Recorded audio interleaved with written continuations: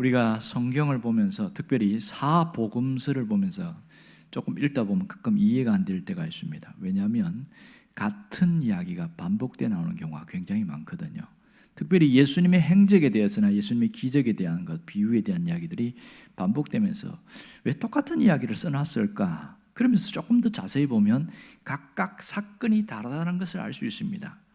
왜 이렇게 다를까요? 그것은 각 저자들마다 관점이 다르기 때문에 그렇습니다. 이 복음서를 읽는 대상이 달라서 그래요. 자, 마태복음은 유대인들을 대상으로 썼기 때문에 왕이신 주님에 대해서 부각을 시켰고, 마가복음은 헬라인을 대상으로, 로마인을 대상으로 썼기 때문에 섬기는 종으로서의 주님을 부각을 시켰고, 누가복음은 이방인을 대상으로 했기 때문에 사랑의 주님으로 그것을 더 부각을 시켰습니다. 그 이후에 이 요한복음은 모든 민족들, 대상이 모든 민족입니다. 그러면서 예수님은 하나님이시다, 그것을 계속 강조하고 있습니다. 자, 놀라운 것은 예수님의 탄생에 대한 이야기가 사복음서 중에 마태복음과 누가복음에만 나온다는 사실입니다. 마가복음은 세례 요한의 탄생을 이야기하면서 복음의 시작을 먼저 말을 합니다.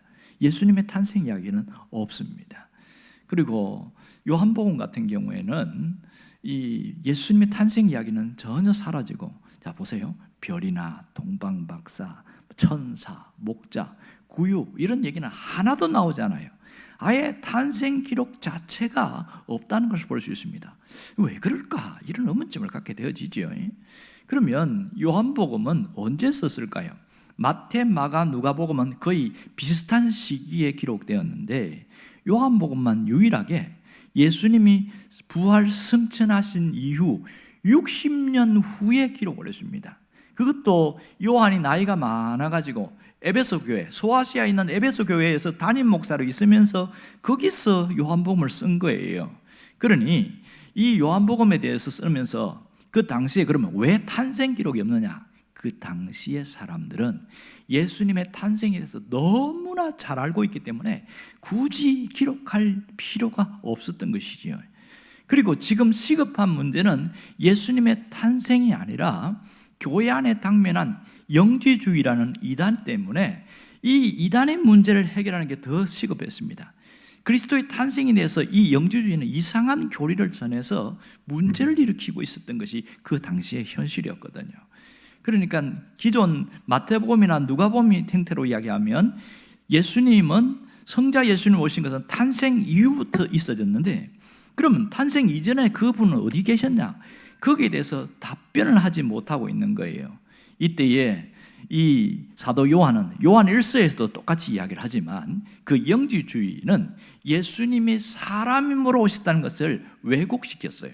육체로 오신 것 자체를 영지주의가 부인하는데, 그것에 대해서 분명한 신앙 고백과 신학적인 정립을 하는 것을 바로 요한복음을 통해서 이야기를 하고 있습니다. 자, 영지주의자들은 무슨 얘기하냐면 예수님이 육체를 입으셨지 실제로 취한 것이 아니다. 무슨 얘기입니까? 육체의 껍데기, 옷 입체 살짝 입었다는 것이지 진짜 몸으로 온 건 아니다. 이렇게 이야기하니까 기가 막힌 것이지요. 그럼 무슨 문제가 생기냐면 육체는, 영지주의자들은 악한 존재다 이렇게 인정하기 때문에 만약 예수님 육체를 입고 왔다 그러면 하나님 자신이 악하다 이렇게 얘기해야 되니까 곤란하게 된 거예요. 그래서 요한복음의 처음의 시작이 뭐냐면 예수님의 탄생 이전에 예수님의 존재에 대해서 이야기를 하고 있습니다. 그래서 태초에 말씀이 계시니라, 이 말씀이 하나님과 함께 계시니 그분은 곧 하나님이시다 이렇게 시작하는 거예요. 그러니까 당면한 현재 문제에 예수님이 탄생 이전에 그분은 어디 계셨는가, 이 신학적인 답변을 내놓은 것이 요한복음입니다. 그러니까 요한복음을 통해서 사도 요한이 말하고 싶었던 게 무엇일까요? 이 초대교회가 혼란을 겪지 않고 바른 신앙 이외, 바른 신앙 고백을 하면서 온전한 신앙인으로 살아가기를 원했던 것이죠. 예수님 이후에 비로소 성자 예수님으로만 존재한다고 하면 이 기독교 신앙 뿌리 자체가 흔들리는 거예요. 그러면 탄생 이전에는 성자 예수님은 안 계신 것으로 그렇게 이해가 되어지니까 거기에 대해서 명쾌하게 정리한 것이 요한복음입니다. 그래서 예수님은 이 요한은 예수님의 탄생에 대한 구체적인 정황보다는 그 의미를 정확하게 더 서술하는 것을 중요하게 여겼습니다. 그러니까 요한은 예수님의 탄생의 의미를 신학적인 관점에서 이야기를 했다, 이렇게 알면 됩니다. 우리가 믿고 있는 이 예수님은 성경이 말하는 그 예수님에 대한 올바른 이해, 올바른 고백, 이것이 요한복음에서 우리가 깨달아야 할 영적인 진리라는 것을 알 수 있습니다. 요한복음 1장을 보면 모든 1장에서 다 뒤에 것까지 정리를 했는데 마치 1장이 프리즘 같아요. 이걸 통해서 쫙 열어가는데 많이 나오는 단어가 뭐냐? 말씀, 빛, 생명, 아들, 이런 단어가 계속 반복적으로 나오는데 그 2장부터는 그것에 대한 증명입니다. 자, 예수님은 생명이시다 이렇게 나왔거든요. 그러면 사마리아 여자와 할 때 물 문제 갖고 예수님이 생수 문제로 대화를 하는 것을 통해서 예수님은 생명인 것을 보여주셨고, 또 죽은 나사로, 나흘된 그 나사로를 살리심을 통해서 예수님은 생명을 주시는 분이다, 그걸 보여줬거든요. 또한 예수님은 빛이시다, 이것을 요한복음 1장에서 이야기했을 때에 어떻게 증명했냐? 눈먼 맹인을 눈을 고치셔서 그에게 빛을 보게 했다는 것, 이걸 통해서 예수님은 빛이라는 것을 증명했고요. 예수님은 말씀이다, 1장에서 그렇게 이야기하는데 가나 혼인잔치에 물로 포도주를 만드는데 뭘로 했어요? 말씀으로 그렇게 기적을 행했단 말이에요. 그리고 광야에서 5,000명을 먹일 때에 말씀으로 5,000명을 먹였어요. 엄청난 기적이 일어났잖아요. 이런 것은 예수님이 다 어떤 분인가 하는 그 표적을 보여준다는 것을 알 수가 있습니다. 오늘 보면 예수님은 말씀이라는 것을 강조하고 있는데 제일 처음에 1절에 보면 태초에 말씀이 계시니라 이렇게 이야기했고, 14절에도 보면 말씀이 육신이 되어 우리 가운데 거하심에 이렇게 이야기했습니다. 그러니까 예수님은 말씀이라는 것을 계속 반복하고 있다는 것을 오늘 여기서 잘 알 수가 있죠. 왜 예수님은 말씀이다 이렇게 이야기할까요? 말씀은 예수님이 누구신지, 예수님이 왜 오셨는지에 대한 분명하게 설명하는 단어인 것을 우리가 알 수가 있습니다. 자, 성경을 보면 마태복음은 누구를 강조하고 있습니까? 마태복음은 예수님이 메시아임을 강조하고 있거든요. 그러면 마가복음은 예수님의 권능, 능력을 강조하고요, 그런 능력을 나타내는 분이다 이렇게 이야기합니다. 누가복음은 사랑의 주로 소개를 했습니다. 그리고 요한복음은 어떻게 할까요? 말씀으로 오신 분이다, 처음부터 그 얘기를 하고 있습니다. 그러면 말씀이 육신이 되어 태초에 말씀이 계시나 할 때 이 말씀이라는 헬라어 단어가 로고스라는 겁니다. 로고스. 예수님을 로고스로 이야기를 하고 있어요. 왜 어려운 단어를 썼을까? 이 말씀 보면 요한복음 1장 14절에 뭐라고 합니까? 말씀이 육신이 되어 우리 가운데 거하심에 이렇게 이야기했잖아요. 자, 로고스는 당시 헬라 철학자들이 쓰는 용어인데, 로고스는 자연과 우주의 이성적 힘을 가진 지배하는 것, 이성적 힘으로 지배하는 존재가 로고스입니다. 그러니까 이 어려운 용어지요. 자, 사도 요한은 그 로고스라는 단어를 예수님으로 연결시켜 버린 거예요. 그 분이 누구냐? 바로 예수님이다. 말씀이 육신이었다는 것은 예수님이 하나님의 진리를 나타내려고 오신 분이다, 이렇게 이야기하는 거예요. 상당히 그 당시에는 충격적이었어요. 왜냐하면 로고스는 굉장히 높은 차원에 있는 그런 이성적 진리인데, 그런 힘인데, 그분이 예수님이다 이렇게 하니까 그분들이 그게 그거였어? 하고 새로운 눈으로 와닿게 된 것이죠. 그러니까 요한은 그 당시에 헬라 문화권에 있는 것을 맞는 표현으로 예수님을 탁 소개한 겁니다. 이렇게 됐죠. 그러니까 히브리 사람들에게는 예수님은 하나님의 아들 이래야 빨리 알아들어요. 그리고 이방인들은 예수님은 주요, 로드, 주라고 이야기해야 됩니다. 그러면 헬라 사람들은 로고스 이렇게 해야 잘 알아듣습니다. 그 당시의 문화권에 맞게끔 설명했다는 걸 알 수 있습니다. 근데 그 다음에 문제는 뭐냐면 말씀이 육신이 되어 오셨다 이렇게 이야기하거든요. 왜 육신이라는 단어를 썼을까? 사실은 말씀이 사람이 되어 오셨다 이러면 더 좋잖아요. 말씀이 인간이 되셨다 그래도 괜찮고요. 말씀이 인자로 오셨다 이런 표현을 쓰면 되는데 이 요한은 그 표현을 쓰지 않았습니다. 이 육신이라는 단어가 영어로는 플래시라는 건데 그 뜻은 고기 덩어리를 가진 인간 이런 뜻이에요. 그러니까 누가 봐도 좀 불편한 그런 느낌이 있습니다. 왜 사람이라고 안 쓰고 육신이라고 그랬을까? 그 당시에 지배하고 있는 영지주의 때문에 그렇습니다. 그들은 육체는 저급한 것이고 더러운 것이고 아주 악한 것이다 이렇게 생각했어요. 그리고 영혼은 거룩한 것이고 높은 사상이 있고 아주 아름다운 것이다 이렇게 딱 분리시켰어요. 이원화시켰단 말이에요. 그런데 그 로고스가 육체가 됐다. 이 얼마나 충격이 되겠어요. 하나님이신 분이 인간이 됐는데 어떤 인간? 그들이 저급한 육체라고 생각했는 그분을 오셨다 이렇게 이야기합니다. 그러니까 이 영지주의자들은 예수님이 육체로 오신 것을 절대로 믿지 않습니다. 그러나 요한이 강조한 것은 예수님이 육신으로 오셨다는 것을 강조함으로써 그분이 완전한 인간인 것을 인정하게끔 만든 겁니다. 그래서 거기 당시에 기독교 신앙을 가진 사람들은 그 영지주의가 우리는 없죠. 그 당시 사람들은 너무 교회가 큰 영향을 받았을 때 그렇구나. 예수님은 로고스는 말씀이 육신에 오셨구나. 탁 와닿게 되어진 거죠. 그래서 육신으로 오셨다 이 말을 강조하고 또 강조하고 있다는 것을 우리가 알 수가 있습니다. 자, 그렇다면 이 육신은 뭘 강조하고 있어요? 예수님의 인성입니까? 신성입니까? 인성을 강조하고 있는 것이죠. 그럼 오늘 본문의 강조의 핵심이 무엇인가 하는 것을 잘 깨달아야 됩니다. 뭘 강조하고 있지요?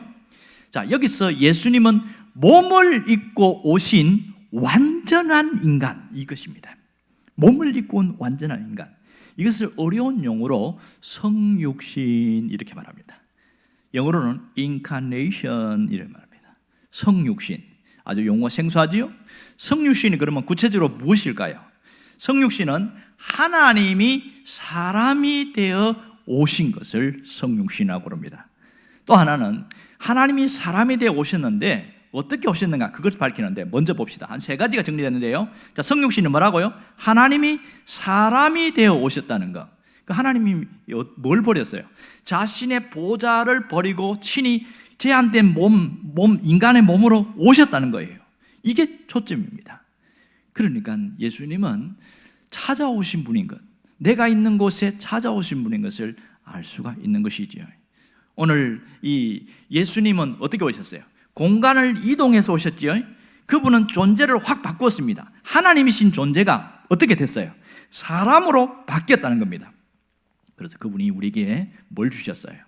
우리에게 소유나 지위나 명예를 주시는 것이 아니라 그분이 갖고 있는 사랑을 갖고 우리에게 오셨다는 거예요. 그래서 하나님의 존재를 깨닫게 하신다는 것을 알 수 있습니다. 하나님은 볼 수 없지만 예수님을 통해서 저분이 하나님이라는 것을 알게 하셨다는 것을 우리가 분명히 깨달을 수 있다는 것을 알 수 있습니다. 또 이 예수님은 고난당한 자로 오셨어요.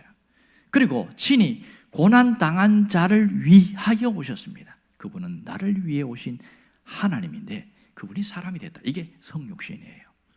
오늘 찾아오신 하나님, 친히 만나주신 하나님, 이 하나님의 모습이 성탄의 사건입니다.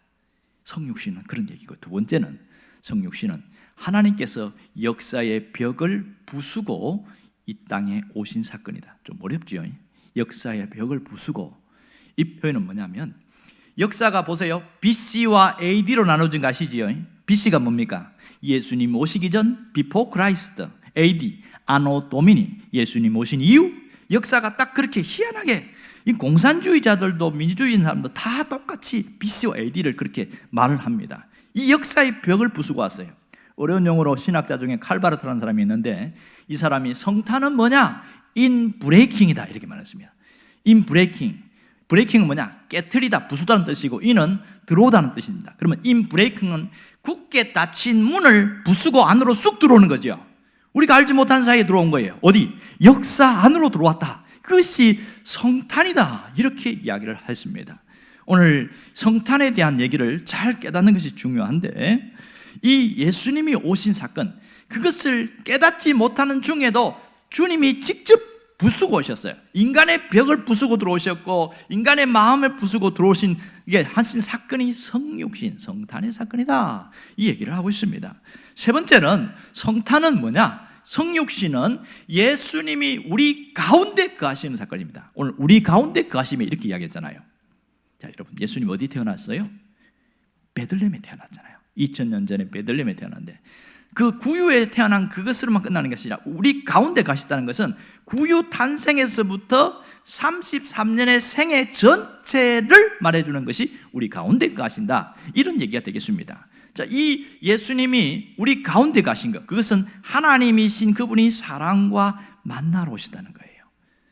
그런데 예수님은 이 땅에서 어떻게 살았어요? 인정받고 존중받고 그렇게 높임을 받았나요? 아닙니다.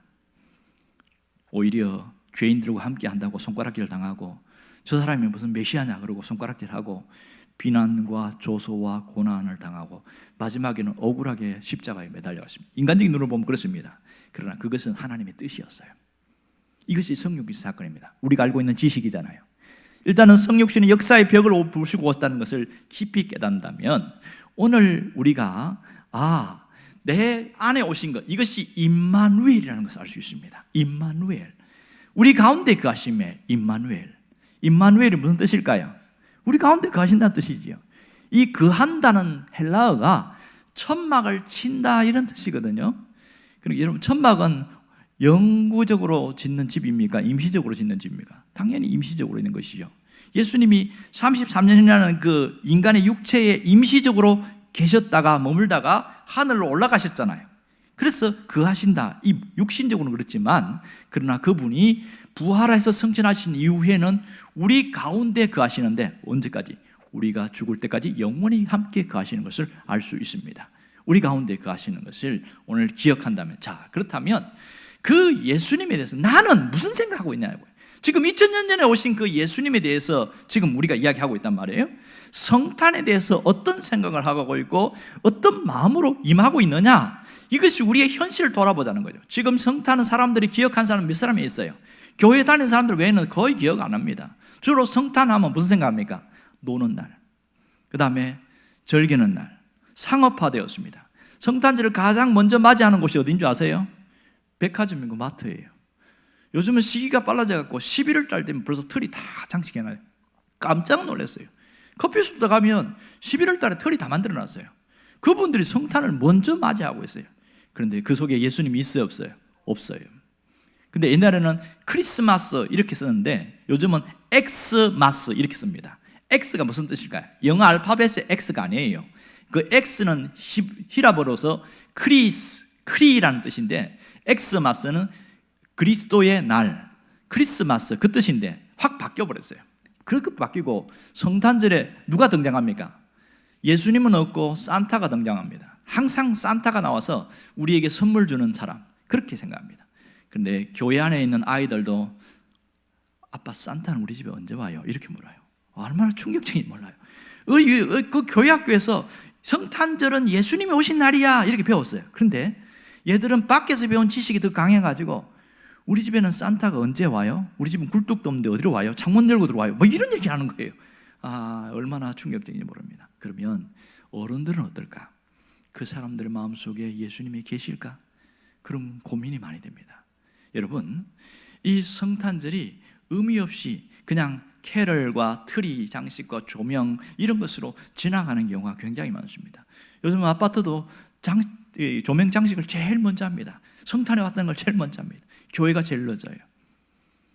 그럼 우리 속에 성탄에 제대로 의미를 갖고 간직하고 살아가느냐, 이게 문제인 것이죠. 여러분, 예수님이 오심에 대해서 많은 사람들이 오해를 하고 있습니다. 예수님의 탄생조차도 오해를 하고 있죠. 무슨 오해를 하고 있습니까? 먼저 동정녀 탄생 안 믿는 사람 굉장히 많습니다. 또 충격적인 것은 교회 다니는 사람들 중에서도 동정녀 탄생 안 믿는 사람이 있어요.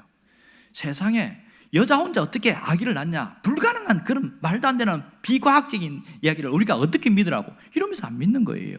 그리고 이 마리아가 사생아를 낳은 거지 뭐 이런 식으로 이야기를 하고 이상하게 끌고 나가는 사람들이 굉장히 많습니다. 또 하나는 예수님은 초인이다, 슈퍼맨, 아주 대단한 능력을 가진 분, 이렇게 초인적인 사람이다.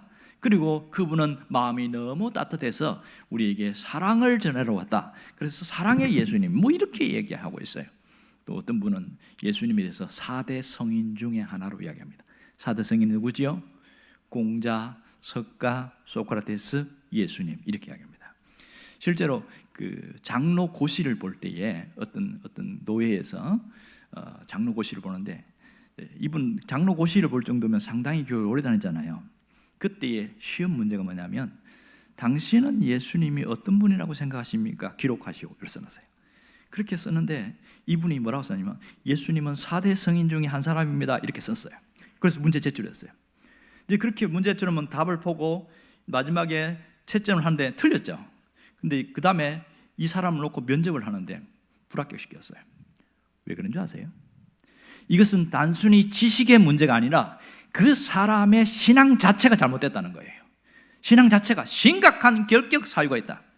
그렇게 낙방시키는데 왜 낙방을 시켰을까? 요한복음 17장 그 3절에 보면 뭐라고 그랬어요? 영생에 대해서 이야기를 하고 있는데 영생이 뭐예요? 영생은 유일하신 참 하나님과 그를 보내신 예수 그리스도를 아는 게 영생인데, 그러면 이 사람은 그 속에 영생이 있어요, 없어요? 예수님을 하나의 4대 성인 중에 한 사람으로 생각하는 사람을 어떻게 교회 지도자로 그렇게 다른 사람 대표자로 세울 수 있냐고요? 말이 안 된다는 거예요.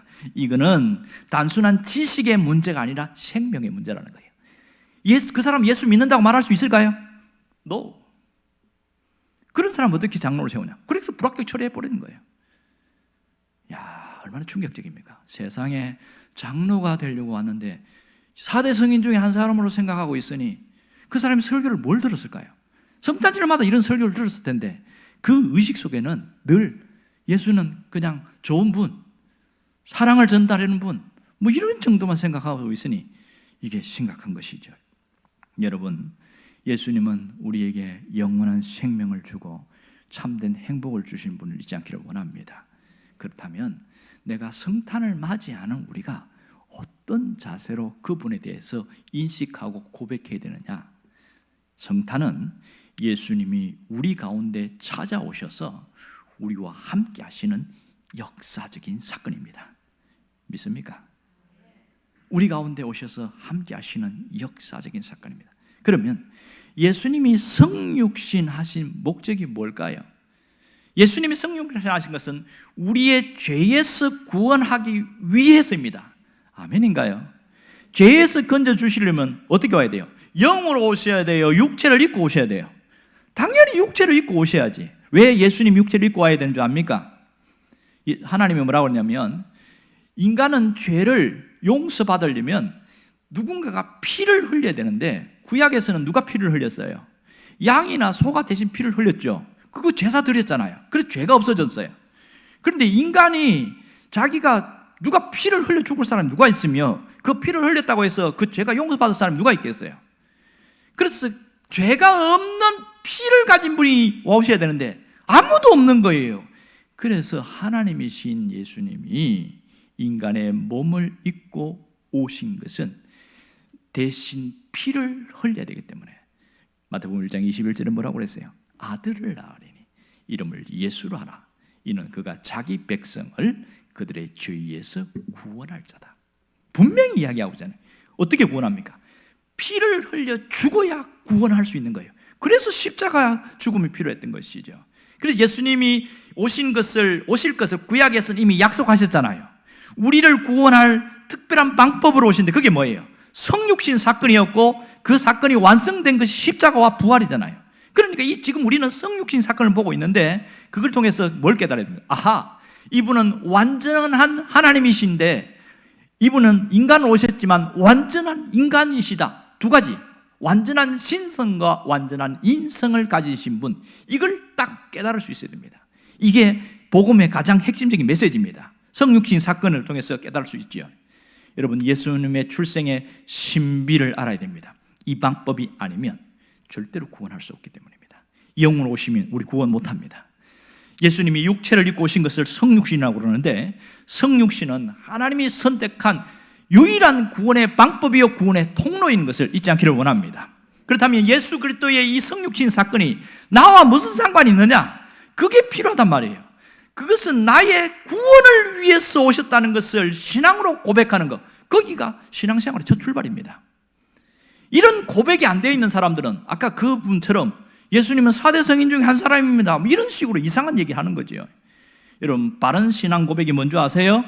그리스도가 누구인지 분명히 알고 그리스도에 대한 분명한 신앙 고백으로 이어지는 사람이 바른 신앙 고백하는 겁니다. 이것이 신앙생활의 첫걸음인데 놓쳐버리면 계속 신앙이 무너집니다. 교회 안에 있는 무신론자가 굉장히 많습니다. 바른 신앙 고백이 되지 않기 때문에 무신론자로 있습니다. 교회 밖에 무신론자는 더 많고요. 실제 기록 중에 보면 뉴 웰리스라는 미국의 장군이 있는데, 남북전쟁이 끝나고 난 이후에 뉴 웰리스 장군은 무신론자입니다. 그분이 예수는 하나님이 아니다, 인간이다, 그렇게 이야기하는 거예요. 맞죠? 그들이 보는 입장에서는. 그래서 책을 누군가 쓰라고 이야기해봤어요. 당신이 머리가 좋으니까 예수는 그냥 순수한 인간이지 하나님이 아니라는 것을 당신이 책을 써서 내봐라. 그러면 사람들이 깨닫고 아, 맞구나 하고 다 그걸 잘 받아들일 거다. 그래서 인도주의적인 인간, 그래서 예수 이야기라는 제목을 갖고 책을 쓰기 시작했어요. 그 방대한 자료를 수집하고 어떻게 하면 예수님이 인간인가를 그렇게 증명하기 위해서 성경을 읽고 또 읽고 사복음서를 계속 읽고 자료를 수집하고 계속 써내려가다 보니까 처음 시작할 때는 예수는 인간이다, 인간이다 이렇게 써내려가다가 어느 중간쯤 가다가 자기 생각이 바뀌기 시작하는 거예요. 아무리 봐도 예수님은 하나님 같은데? 그때부터 이제 정신이 왔다 갔다 하다가 마지막 예수님은 하나님이시구나 이렇게 결론 내립니다. 그의 생각이 확 달라졌어요. 마지막 쓸 때는 예수님은 하나님의 아들이요 하나님 자신이다 이렇게 결론 내렸습니다. 그리고 책을 딱 출판했는데 초판에 200만 부가 팔렸습니다. 그 당시에는 수십 년 전이니까 굉장한 획기적인 일입니다. 그 책의 서문에 뭐라고 써놨냐면, 자신이 뭐라고 하냐면 이 사람은 예수 그리스도의 신성을 부인하기 위해서 예수를 연구하고 자료를 모아서 예수에 대한 글을 썼는데 예수 그리스도의 신성을 철저하게 믿는 신자가 되었다. 본인이 스스로 그렇게 써놨어요. 정말 달랐죠. 여러분, 무신론자도 예수님을 제대로 알면 그분이 하나님인 것을 믿습니다. 그런데요, 교회 안에 있으면서 아직도 이 부분이 깨지지 않은 사람들이 있어요. 아직도. 그게 정말 안타까운 거죠. 그러나 이것을 아는 사람은 어떻게 살아야 됩니까? 예수님을 아는데 머무르지 말고 신앙으로 고백할 수 있어야 됩니다. 내 삶으로 예수님은 하나님이십니다라고 나타내고 표현할 수 있어야 됩니다. 여러분, 예수 믿는다는 것은 머리로 믿는 거예요? 가슴으로 믿는 거예요? 온몸으로 믿는 거예요? 머리로 믿는 것은 지식적인 믿음이고 이성적인 믿음이라고 합니다. 가슴으로만 믿는다, 감정적인 거예요. 온몸으로 믿는다, 그 사람은 전인격적인 믿음을 가졌다 이렇게 표현합니다. 우리가 바른 믿음을 갖는 게 대단히 중요합니다. 그럼 내가 그걸 믿었는데 교회 안에서는 믿음이 충만하고 저 사람은 예수 잘 믿는구나 그렇게 알아요. 그런데 교회 문을 딱 열고 나갔어요. 그때부터 안 믿는 사람처럼 행동하면 그 사람 믿음이 진짜입니까 가짜입니까? 누가 그걸 진짜라고 인정해 주겠냐고요. 교회 밖에 나가면서부터 불신자처럼 그렇게 똑같이 행동하는데 말도 그렇지요, 행동도 그렇지요, 생각하는 것도 그렇지요. 세상에 있는 사람들이 돈이 최고인 줄 알고 하니까 나도 돈이 최고라고 따라가고, 예수님이 최고라는 예배당에 있으면 최고고, 이렇게 달라진다면 그 사람이 뭐가 달라지겠어요? 여러분, 신앙 고백이라는 게 뭡니까? 내가 예수님이 하나님이시요 그분이 나의 인생의 구원자요 주인이라는 걸 받아들인다는 것은 뭐가 바뀌는 거예요? 신분 자체가 바뀌는 거죠. 어떻게 해요? 내가 마귀의 종이 아니라 하나님의 자녀가 되는 것. 그리고 우리가 천국 시민권을 얻는 이런 구원을 얻는 특권을 가진 자로서 이렇게 신분이 바뀌는데 그것을 잘 모르는 경우가 굉장히 많습니다. 여러분은 신분이 바뀌어 있습니까? 여러분은 그렇다면 여러분 삶 속에서 예수님이 하나님인 것을 고백할 수 있기를 바랍니다. 예수님이 하나님이시고 예수님이 나의 구원자라는 것을 삶으로 고백해야 합니다.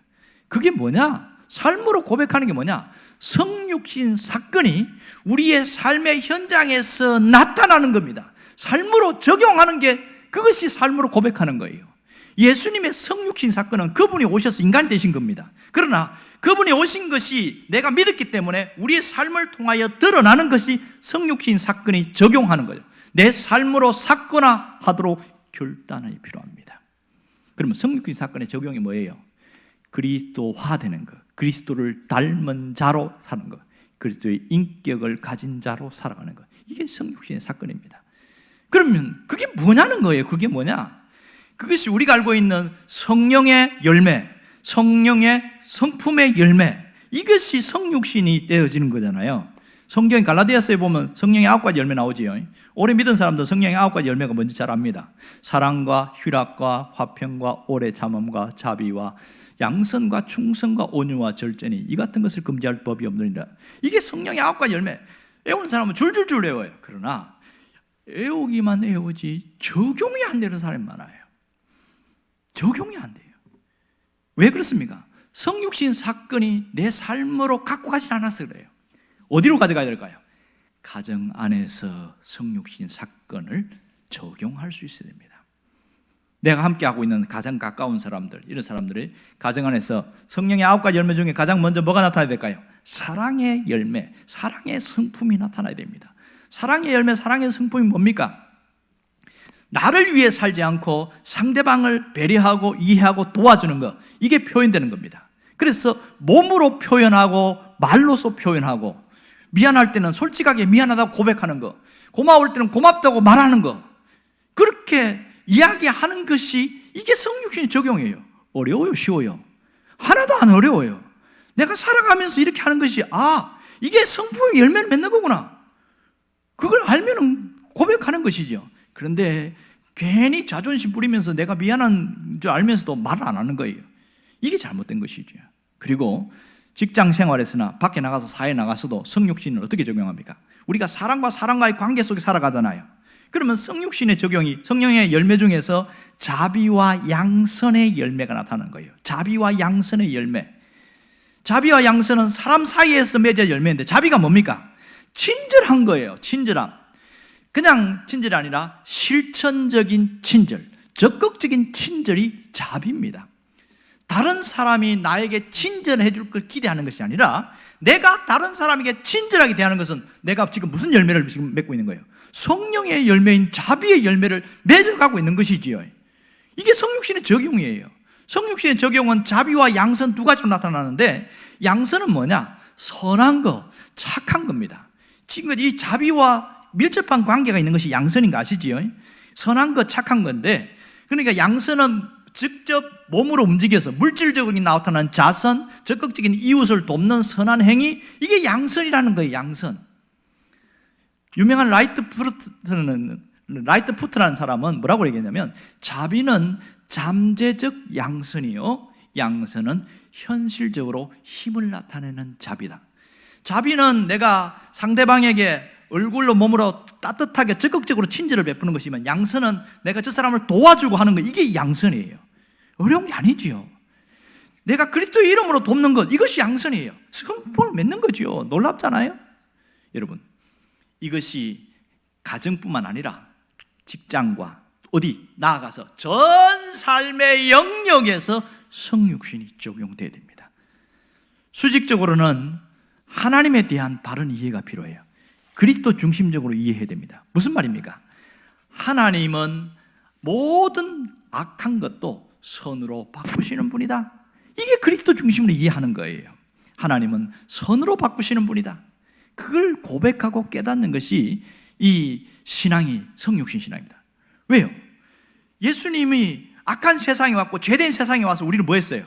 그분이 몸을 들여서 선으로 다 바꿔놨잖아요. 우리를 구원을 줬잖아요. 그걸 탁 받아들이면, 그렇구나, 하나님은 악을 선으로 바꾸는 분이고 예수님은 타락한 이 세상에서 모든 것을 다 바꾸어 놓은, 회복시키는 분이구나. 그걸 받아들이면 나는 어떻게 살까요? 내 모습 이대로 사는 것이 아니라 그리스도를 닮은 나로 바꿔나가는 거죠. 이전에 악한 내 모습이 성육신이라는 것을 딱 인식하고 악한 것을 선으로 바꾸신 하나님을 받아들이기 시작하면 내 안에서 그리스도의 모습으로 선하게 나아가는 것. 누구 안에서? 그리스도 안에서 이렇게 만들어가는 것. 이게 성육신 적용입니다. 하나도 안 어려워요. 내 안에서 성품이 달라지기 시작하고, 누구 안에서? 그리스도 안에서. 이렇게 될 때에 하나님의 영광이 나타납니다. 하나님이 우리에게 원하는 것은 성육신의 삶을 살아가라. 그를 통해서 보이지 않는 하나님을 세상에 보여주고, 눈에 없는 하나님처럼 보이는 것을 나를 통해서 하나님이 드러나게 하는 것. 하나님은 가장 기쁘시게 여기십니다. 여러분이 그 주인공이 되시기를 주의 이름으로 축원합니다.